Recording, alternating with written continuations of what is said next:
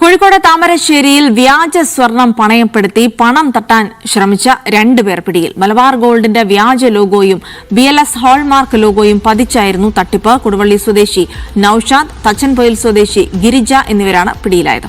കഴിഞ്ഞ മാസം 28-നാണ് താമരശ്ശേരിയിലുള്ള ധനകാര്യ സ്ഥാപനത്തിൽ താമരശ്ശേരി പഴയ സ്റ്റാൻഡിന് സമീപത്തുള്ള സൂര്യ ഫൈനാൻസിൽ ഇത്തരത്തിൽ വ്യാജ സ്വർണം പണയം വെക്കാനായിട്ട് വന്നത്. ഇതിൽ യുവതിയുടെ പെരുമാറ്റം സംശയം വന്നതിനെ തുടർന്നായിരുന്നു അവിടെയുള്ള ജീവനക്കാർ ഇത്തരത്തിൽ സ്വർണം പരിശോധിച്ചത്. അതിൽ നിന്നാണ് ഇത് വ്യാജമാണെന്ന് തെളിയുകയും എന്നാൽ യുവതിയെ പിടിക്കാനായിട്ട് കഴിഞ്ഞില്ല. യുവതി ഉടൻ തന്നെ പുറത്തു കിടന്നിരുന്ന കാറിൽ കയറി രക്ഷപ്പെട്ടു പോവുകയായിരുന്നു ചെയ്തത്.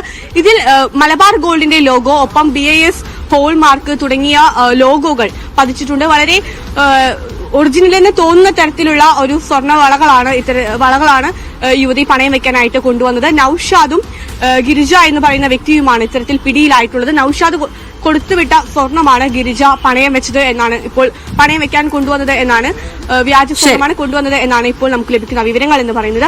ഇതിൽ മലബാർ ഗോൾഡ് ഉദ്യോഗസ്ഥർ സ്ഥലത്തെത്തി പരിശോധിച്ചതിൽ തലേദിവസം കോഴിക്കോട് വിൽപ്പന നടത്തിയ സ്വർണത്തിന്റെ അതേ സീരിയൽ നമ്പറാണ് ഒരു വളയിൽ ഉണ്ടായിരുന്നത് എന്ന് പറയുന്നു. പിന്നീട് താമരശ്ശേരി പോലീസ് കേസെടുത്ത് അന്വേഷണം ആരംഭിച്ച് ഇന്നലെ രാത്രിയിലാണ് ഇത് രണ്ടുപേരെയും അറസ്റ്റ് ചെയ്തത്.